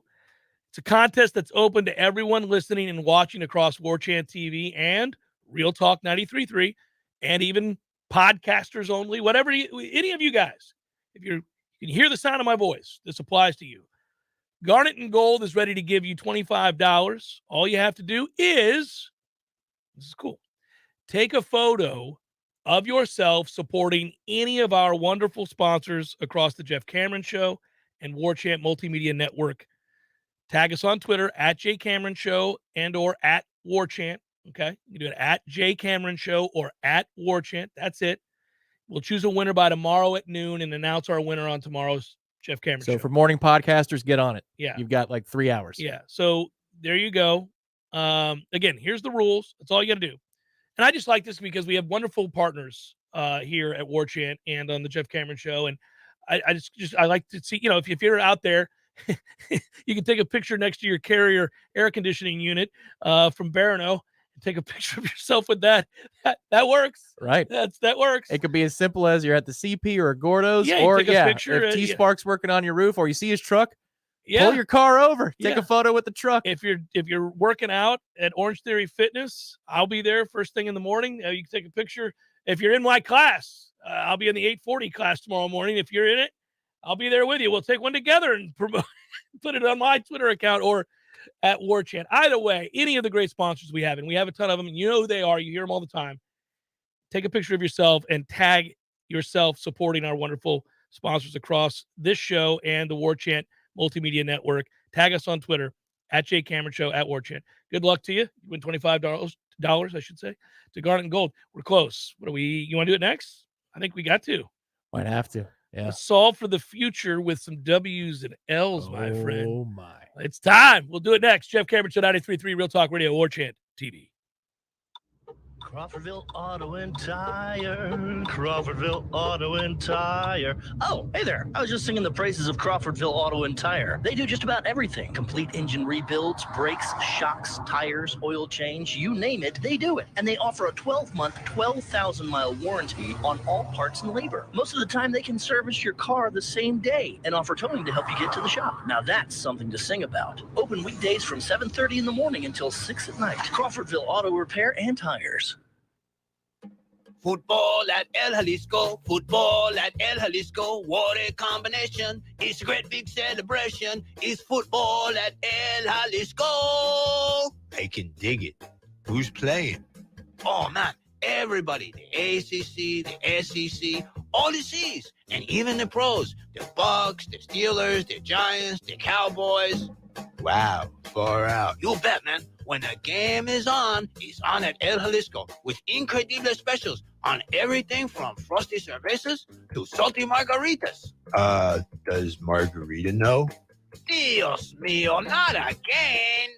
The best place to watch the game is El Jalisco. College, pros, Monday night, Thursday night, you name it, El Jalisco is football headquarters. And with 5 Tallahassee area locations, there's probably an El Jalisco right around the corner right now.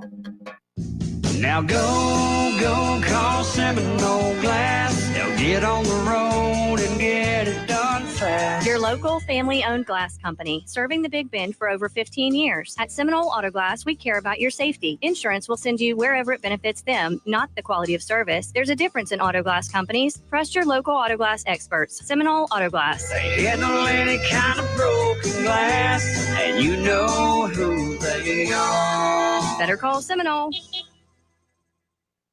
If you're a business owner of any kind, you need advanced fire protection services. We are AFPS, and we provide high-quality life safety services throughout Northwest Florida, and we've been doing it since 1989, with offices now in Tallahassee. Fire sprinklers, fire alarms, fire extinguishers, hood suppression systems, and emergency exit lights. For all of your life safety equipment, we've got you covered 24/7. We are Advanced Fire Protection Services. For a free life safety system evaluation, visit WeSaveLives.com. That's WeSaveLives.com. You were always more than my mom. You were my role model, my best friend, and biggest supporter. You filled my days with unconditional love. And you also prepared for the day when you couldn't be here. Because of the woman you were back then, I'm able to be the woman I am now. Your planning made this moment possible. Set your family up for life. Southern Farm Bureau Life Insurance. Your friends for life. This is Andy Cohen. When I was a law enforcement officer, I devoted my life to a career of service and protection. Who's protecting you? Give me a call. 850-671-FARM. That's 671-FARM. Helping you is what we do best. Southern Farm Bureau Life Insurance Company, Jackson, Mississippi. Not licensed to do business in all 50 states. We all want more energy, more strength, more results. Well, welcome to Orange Theory Fitness as you take a step towards feeling more alive today. Backed by science, Orange Theory's heart rate monitored workout is scientifically designed to keep heart rates in a target zone, spiking metabolism and increasing energy. Orange Theory Fitness is a one-of-a-kind group personal training workout resulting in more energy, visible toning, and extra calorie burn for up to 36 hours. Experience a more vibrant life today with Orange Theory Fitness. To find out more, go to orangetheoryfitness.com. The Jeff Cameron Show is a production of the Warchant.com Multimedia Network. Check out Warchant.com today for the latest news inside Florida State athletics. That's Warchant.com. Now, back to Jeff on Real Talk 93.3.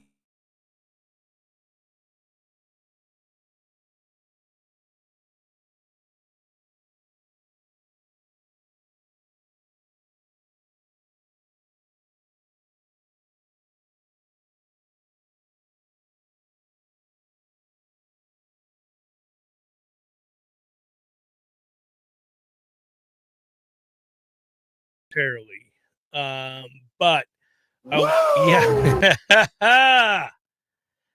All right, buddy. Thank you, Eric. Appreciate you supporting the show. He writes, "What's up, Jeff and Tom? It's finally here in 2 days. Thirsty Thursday. Love the show always. Go Noles. Big exciting year since 2013. 2013. Drinks. Yeah. Drinks on me. Ryan, thank you as well. A question being asked from Ryan. Is Span going to be Keith Gavin 2.0? Freaky, but just raw and maybe can't pull it all together. Love the show. Thanks, Ryan. Well, I hope not, because I'll tell you a funny story. Keith Gavin, I saw at his high school, with a little country town in Madison. Isn't that where he went? I think that's right. Yeah. You went down there for a speaking engagement? I did. I had a speaking engagement. I don't. Yeah, that's the only reason I'd be there. Anyhow, so yeah, I went there, and well, I don't mean it that way. I'm just saying I don't have cause to be rolling into Madison anytime. I mean, Spreche die Deutsch. And so I went there, and it was a very nice event. The people were wonderful. It was the high school there, so now I feel bad. But anyhow, or Wakulla, whatever. Same, another sorry little country town, whatever. Yeah. Now I feel bad. Same thing. Both crappy. You know what I'm talking about. Same sorry little country town. Anyhow, so I went there, and he was there talking to people, and they were I was in awe just looking at him. I was like, that guy, that's the kid that's coming here. And I was excited. I talked with him briefly, and I mean, just to look at him, he looked like an NFL receiver. He was just coming out of high school. And then obviously it just, it was whatever it was. He was not great. Deuce is looking more and more natural catching the football. That's all I can report. At practice, it doesn't look like he's thinking about how to catch and the dynamics of body positioning and things like that. It looks like he sees the ball, he catches the ball, and he knows how to do so with fluidity so that he can get up to top speed as quick as possible. He's come a long way since spring when that was not a natural transition. Does that mean he's going to be a 500-yard receiver this year? I don't know about that, but it looks like it's gotten more natural for the young man. Let me answer a few more of these before we start. It's funny. Deuce, by the way, if it happens for him, he is, in terms of the light bulb going off and understanding, because he's a former quarterback, but he is an elite athlete, and he could really, really have the potential to play on Sundays, given his body type, his speed, his attributes, his physical attributes. So, I mean, the sky's the limit if that's what you're describing it as. I just don't know how quickly he gets there. Let's hope so. Cross your fingers. I'm half-hearted taking shots at Wakulla and Madison. They're the same to me. I'm just messing with you people. Settle down. I hate all these country towns and little places. I do. Hate them all. This is not helping. I don't care. I'm not worried about offending them. I hate you those put the shovel down. You got the bulldozer. I don't care. I'm not worried about that. It's not my cup of tea, but they shouldn't care that I don't care, because more acres for them. That's right. A whole lot of nothingness for them. Oh, man. All right. Now, I wanted to go back to this because somebody asked me about, Eric did. He's trying to see where LSU is significantly more talented than FSU. Well, go look at the rosters and go look at the recruiting rankings for LSU over the last, 5 seasons, and look at Florida State. Look at the NFL projected players that will be drafted from this LSU roster and FSU's. And look, if you want, I know last year. It's a lot of homework. He just wants the answer. Well, I'm giving him the answer. If you add up all of those things, you find out that Florida State has significantly less talent than LSU. And that's what I was talking about, was the talent. Now, LSU sucked last year because Ed Orgeron was a terrible coach and had lost complete control of his locker room and his program across the board. And that's why when you watched LSU, you were like, so this team has 6 wins and they had 10 players drafted? How's it even possible to go 6-6 when you have 10 players get drafted in the NFL? Only Georgia had more. They had 15, and it was a record. So, what are we doing?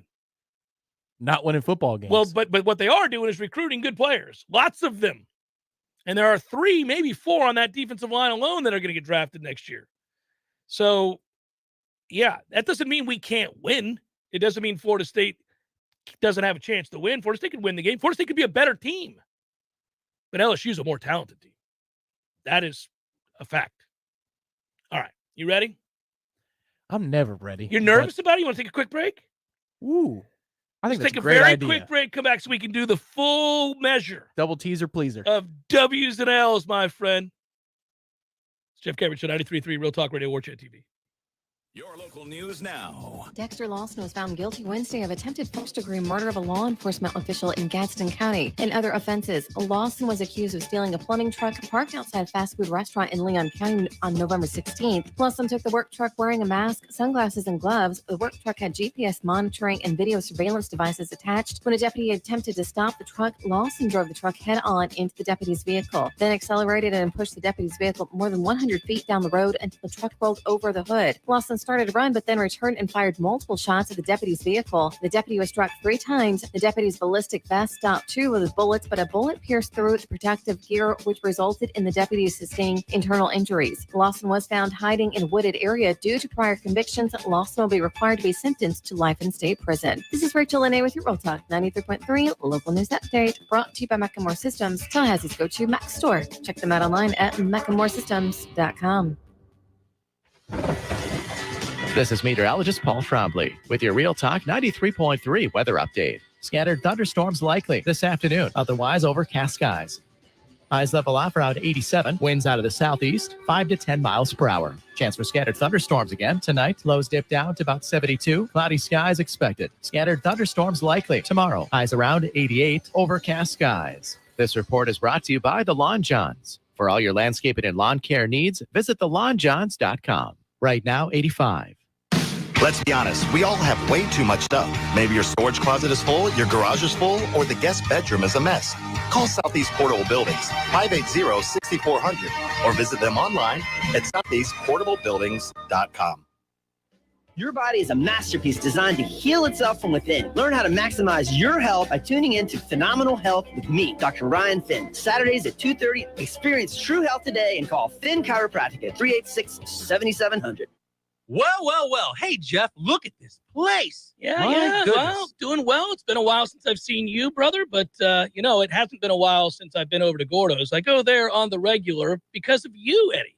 Well, we keep you regular. Well, that's true, but I think of Gordo's as a place to sit down, have a cold beer, talk to your friends, enjoy the sports, eat the delicious food. But I think of you as Uncle Eddie, a man who takes care of his people and takes care of the town. I appreciate that, Jeff. Hey, and we'll keep you regular. Gordo's, bringing the flavor and flair of Cuban food to Tallahassee since 1996. Here's what you missed on the Greg Tish Show. Chattanooga, Tennessee. Pastor Tabner was alone with a female church employee. She in a towel, and he in his boxers. The charismatic 41-year-old Hurley explained the two of them had been making chili and gotten food on the floor. With the hot dogs that they were making, we are hoping that the pastor used the right condiments. I think there was at least one hot dog involved. I don't know what you're talking about. We were just making chili dogs. The Greg Tish Show, Monday through Friday, 6 to 9 a.m., only on Real Talk 93.3. The Jeff Show is a production of the Warchant.com Multimedia Network. Check out warchant.com today for the latest news inside Florida State athletics. That's warchant.com. Now, back to Jeff on Real Talk 93.3.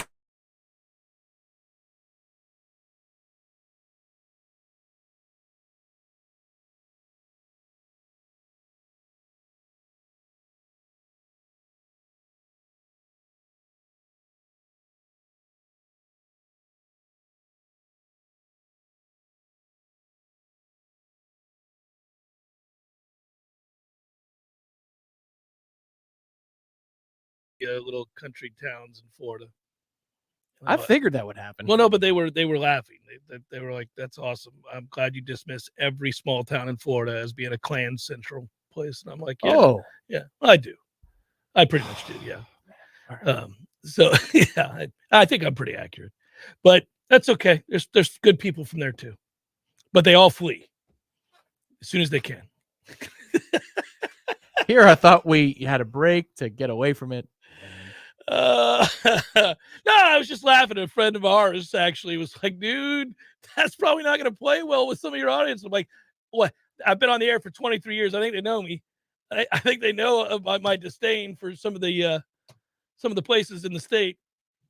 I've had fun at their expense for a long time. Those small towns also yield good football players. Oh, nobody's arguing that, and I didn't intimate otherwise. Yeah, they do.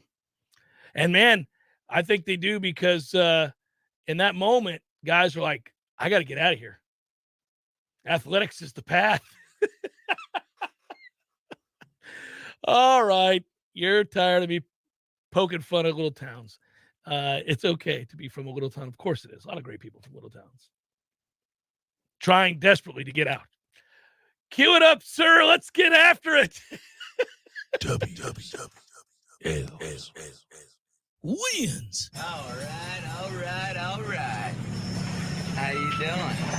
Losses. Damn it! We lost. We fucking super lost, man. Well, do we try? Where doth thou fall? Oh, big hugs, everybody. Hang in there. We're having fun. It's all good. W's and L's. This is ISF, our partners from ISF, solving the future. We're talking about the future. We're talking about the future that is Florida State football. And we're nervous. I'm not going to lie. It's the first W's and L's I've been nervous about, Tom. Ever? Well, I've never been nervous about doing W's and L's. It's a segment on a radio program. We're in our comfort zone doing radio. But, buddy, I have such a desire and a want, perhaps a need for this Florida State team to be better, to have a good season. I guess defining your terms is necessary. I mean, in some people's eyes, a good season might be 6-6 this year. In others, anything fewer than 8 wins is a disaster. You know, it's hard. I mean, the fan bases, we're all a little torn here, and what we think of the personnel and the schedule. And the schedule is important, and thus we do W's and L's. I'll tell you about my friends at ISF in a moment.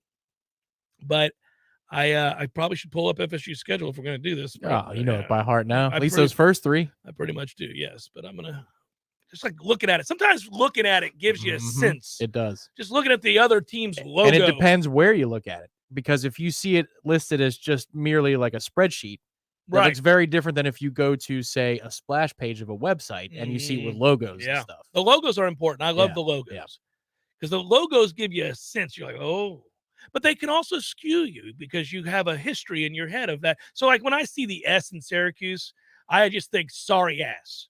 Like that's the first thing I think of when I see Syracuse, that S, just sorry ass. Or now that's when I'm thinking football. If I'm thinking, or I think Marvin Harrison.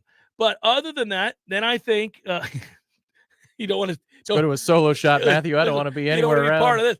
But then sometimes, or I'll think basketball. Then if I see the U logo, I think of crime.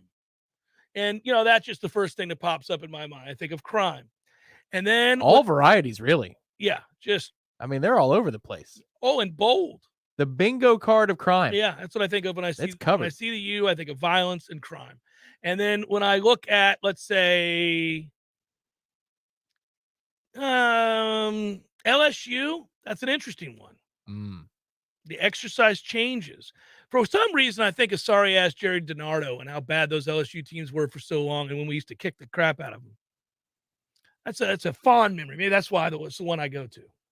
First thing I think of with them is Jamarcus Russell and how good that team was. The second thing I think of is the amazing logo at midfield, the eye.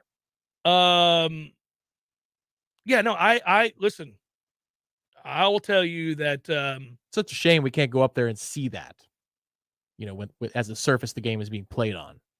I agree with you. Yeah. All right. So here we go. W's and L's. Our friends at ISF, today's sponsor for this one. We got the music too. Saturday, August 27th, 5 o'clock. Doak Campbell Stadium, Bobby Bowden Field. You'll make your way. Hotel Indigo, having joined us for the pregame show, overlooking intramural fields and your fellow Noles tailgating, having a nice cold one, and celebrating the return of Florida State football. It's a killer view. It is. Yeah. Florida State's 1-0 at the conclusion of the Duquesne game, having scored 70 points. 70? Can't help themselves. It's not much of a football game. It's like they're playing children. Win. But that wasn't a gusto one. It's just move on. Just a win. Then we have to summon the strength and the focus and the overall team continuity and desire to kick our way out of the depths of hell as we take it to New Orleans. Celebrate the great culture, the great food, the great music, the fine people of Louisiana and New Orleans. I can't wait to do it. You and I are going to have a great time. We're also going to have a get-together there with our fellow Noles. Yep. Announcement pending. Yep. About to happen. We'll announce that. I know we're going to do some gambling. Yeah. And then there we are. More than anything else. Are we going to do some winning? Not just while gambling, but on the football field. Come on. Florida State LSU, 7:30, Sunday, September the 4th, with the nation watching. Are they back? They ask themselves as they sit down on the couch. The answer is they're closer, but not close enough. LSU wins, in my eyes. Slim margin, one score game. The Tigers beat Florida State. 1-1. All right, so that's 23-20, something like that. Is that what you're seeing? Yeah, almost right on the number. 24-21. Yeah, 24-21, something like that. Win! Oh, yes, sir! Come on! There's a big one. If it was in November, big win. Loss. But because it's their opener, and it's mostly a neutral site atmosphere, there's at least 30,000 Noles that are going to be in attendance. So it's going to feel more like a bowl game than a home game. Mm-hmm. These two things matter. Continuity, sloppiness, there will be some for both sides. Make no mistake. There will be blood. But there will be more points on the scoreboard for the Noles. Hey, it doesn't matter how you get there. I sure as hell hope you're right. I want to be wrong. Oh, I want to be wrong. desperately want to be wrong. We go to the next big matchup on a Friday night, September the 16th, 7:30 p.m. Perhaps Bourbon, in celebration of a road victory over Louisville, the Noles, showing they're better than they were a year ago. Most assuredly, after a close loss to LSU, they summoned the focus and the strength to bounce back big time, saying this year is a different year, and they beat Louisville. They do so pretty comfortably. All right. Noles win their ACC opener and move to 2-1. You're feeling a 10-point win? Is that pretty comfortably? Yeah. Because I am. Win. There it is. 3-0. Oh, dear God, what do we have on our hands? Oh! We might be flirting with the others receiving votes or 25th. Who knows? The national pundits are shook as Florida State is off to a great start to the 2022 season. Next on the horizon, sorry-ass Boston College. Rolling into a steamy Tallahassee, September the 24th. Florida State wins comfortably here. A couple scores yet again. A resounding victory for the Noles as they move to 3-1 on the season. Tommy, I think you're going to have another win right there to move to 4-0. Win. Okay. It's a shaky one. How you deal with success sometimes is more important than how you deal with failure. That is going to be a slop fest. All right. I think it's a race to 17, and we barely get there. I think the Noles score over 30 and beat that ass. There you go. We are lamenting the process after this game, but we are doing so as an undefeated football team. 3-1 for me, 4-0 for Tom, and now it's a big one. Preseason ranked Wake Forest rolls into town. And this is one that maybe even more than the team I want. I want this one. It was a terribly misleading game a season ago. There will not be a turnover festival in Tallahassee, not by the Noles. Florida State moves to 4-1 with a win at home. Oh, this is all tied to the Hartman thing as well. Yes, it is. The style of game. Because if he's in, then it's a race to maybe 45, 50.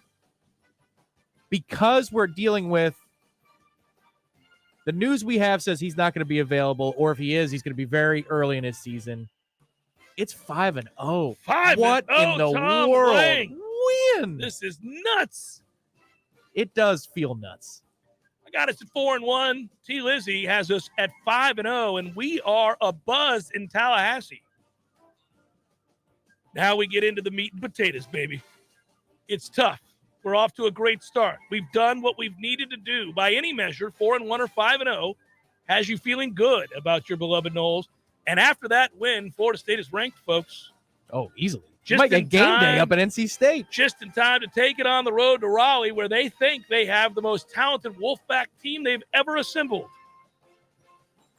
The Noles facing a stout defense, an experienced quarterback, and a hungry Wolfpack team to try to finally win something in the conference. Something, anything. They get their win over Florida State. Unfortunately, the House of Horrors on the road to Raleigh is a place we come up short, and the Noles fall to 4-2. I think Loss. Independent of NC State's result with Clemson, you're going to run into that buzzsaw in that first half. That place is going to be rocking because now nobody's sleeping on Florida State at that point. Two ranked teams. Prime time, nation watching. Could be game day. Loss. The blemish is here. Tommy's got him 5-1. I've got us 4-2. Seeking to bounce back. What is Clemson? Well, currently they're a top 10 team. They come to Tallahassee October the 15th. There's magic in the air. The weather cools ever so slightly. We don't go into the game devoid of hope at all. We go into the game with a belief that they can get it done and come up just short. Florida State falls to 4-3. Can't block Clemson on this particular afternoon or night. I don't know, but it fall up short. 4-3. Now we're beginning to get a little nervous in Tallahassee. Indeed, we are at 5-2. Loss. All right. That one hurts. All that one right. hurts because that's the one I want. It's not the Wake game. It's that one. Could happen, Tom. You hang in there. Florida State will lick their wounds, and a couple weeks later, they will host Georgia Tech, who's mailing it in at this point. Very little talent Not much to play for. Georgia Tech, the Rambling Wreck, roll into town and get pounded by 30 or more. The Noles get some revenge and move to 5-3. That's a pissed-off Florida State football Correct. team. Yes. Timing is everything. It's bad timing for Georgia Tech. You're down. You're the one that's in the alleyway, Georgia Tech. Mhm. We're going to kick the crap out of you. Might pee on you. It could get ugly. We'll kick the crap out of you. All right. Florida State travels to Miami to face their arch rivals in November, and unfortunately, I too make the trek down to Miami for this game. Brave the crime that I associate with the Canes and find a way to make it into the stadium with a fellow Nole and dear friend, as I have for so many years. And we come up just short to move to 5-4 on the road. Miami gets the revenge for last year's upset loss. I think Miami's game and the result will be in spite of their head coach. I think the players make the plays for Miami. It's heartbreaking. But Van Dyke and Will Mallory and others, they do just enough. Our hearts are broken. We've lost 3 of 4 now. Now it gets a little squirrely, but it's a loss. Thomas got us at 6-3. I got us at 5-4. And now it's time to buckle up, kids, because you got to get it done. This is where it gets to be fun. Florida State on the road against Syracuse cruises to victory, once again showing that they are tough-minded. They can handle setbacks. They keep fighting. They keep kicking. They keep climbing. And they move to 6-4 on the season with the win over Syracuse. Make it 7. 7 out of 10 to start the season. My goodness. In the MLB, that's a hell of a column right there. Last 10, 7-3. 7-3. That's how we start the year. Always makes you smile. They followed up with another win, and now we're feeling very good as Louisiana comes to town. Not the Raging Cajuns of yesteryear, not Billy Napier's Raging Cajuns, but rather the team that was left at the altar by said Napier. And ho, we're celebrating again, buddy. That's a win. The Noles on November the 19th get it done, setting up a showdown with the University of Florida Thanksgiving weekend. 7-4 is Florida State. The goal is achieved. You reach the 8-win plateau with your rivalry game to go. Win 8-3. Florida State hosts on a Friday at 7:30. The nation watching, me in attendance, you in attendance, eagerly so. November the 25th, Florida comes to town, and Florida State vanquishes their rival to get it done, moves to 8-4 on the season. Yes, sir. That's a win.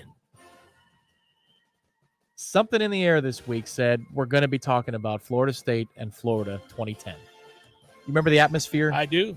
Oh, it was raucous. People were ready. They knew the guard was a change. It was there. It could happen. The times they are a change. Hope was in the air.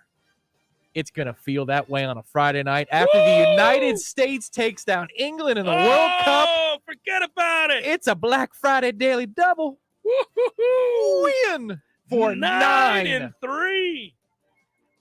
Tom is bullish on the Noles. 9-3. I go 8-4. I think you guys would take either. You'd feel pretty good. You know what's amazing? No injuries.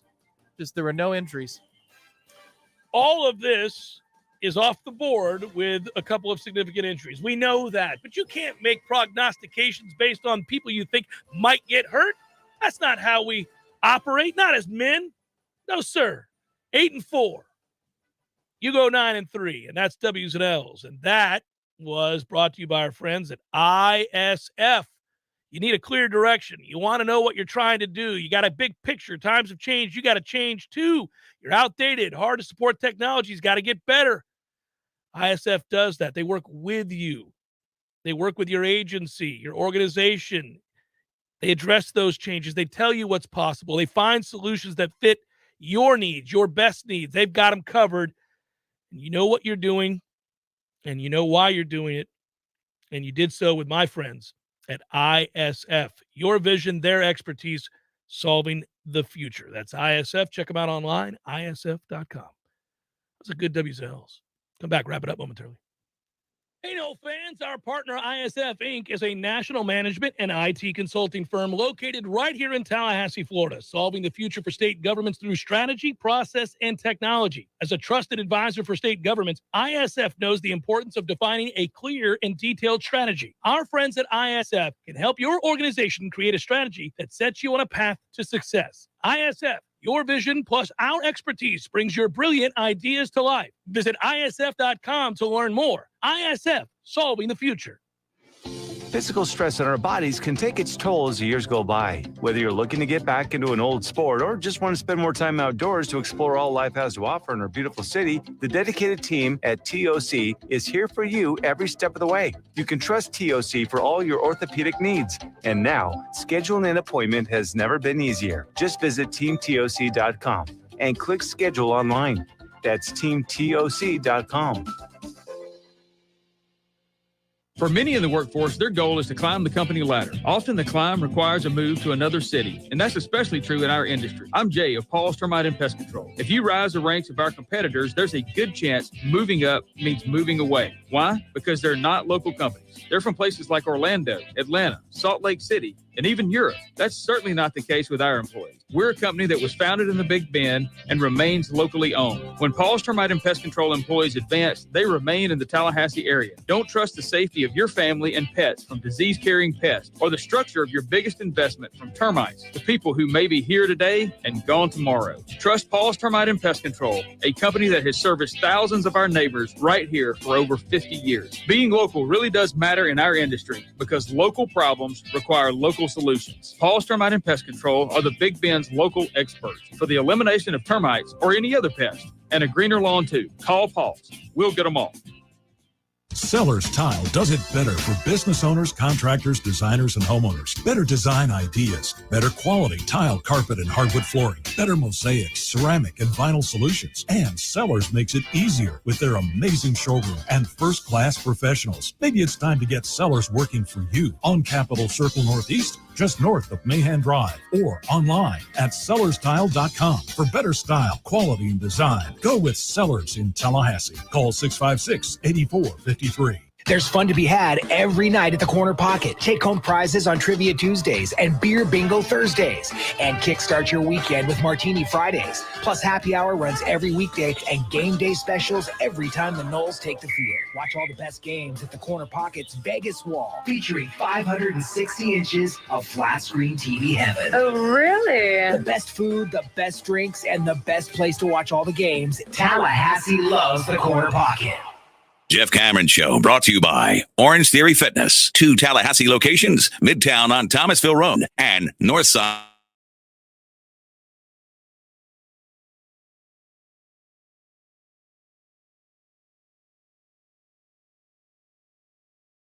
It seems like everybody's got a chicken sandwich these days, so how do you know which one you want to try? Luckily, one sandwich towers above the rest in size and deliciousness. Zaxby's signature sandwich. It's an extra large hand-breaded filet and 3 thick-cut pickled chips on a split-top bun. That's just fun to say. And it comes with your choice of Zax sauce or spicy Zax sauce.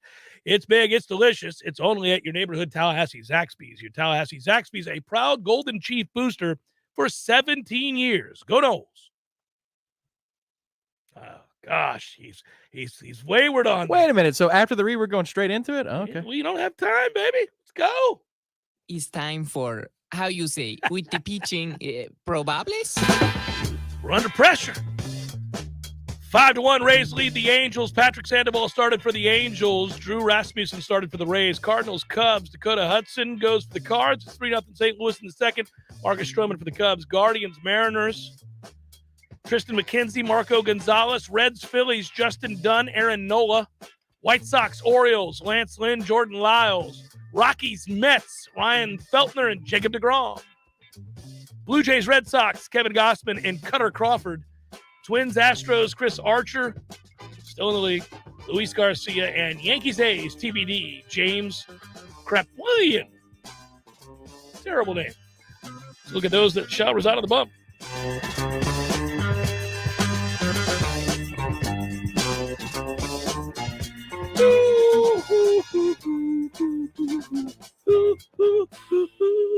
We're going over to Indigo, Hotel Indigo, hanging out. We're going to do a little test run for the pregame show. I'm looking forward to it. Maybe eat some Zaxby's while I'm over there, hang out with the fine folks at Hotel Indigo. And I got a good draft beer special there. I'm going to have a tasty cold one while we're there doing work, Tom. That's what I'm going to do. Are you really? Well, it's that kind of Thursday, baby. Good for you. Yeah. I might want after we're done. Yeah. Well, I don't. Yeah. We're doing stuff. Yeah. We're doing stuff. That view is going to be killer. That's the thing. All the home games. Yeah. Yeah. Just hopeful that Saturday's weather holds, but we got plans just in case. We can be indoors if we need to be. Hey, by the way, really quickly, don't forget Friday we'll be at CP for the happy hour show. It's me and Corey, as it was last year. Looking forward to it. It's 5:30 to 6:30. We'll be there. Good work, Tom. Good work, Director Matthew. Thanks to all of you. That was fun. Be good, everybody. We'll talk to you again tomorrow.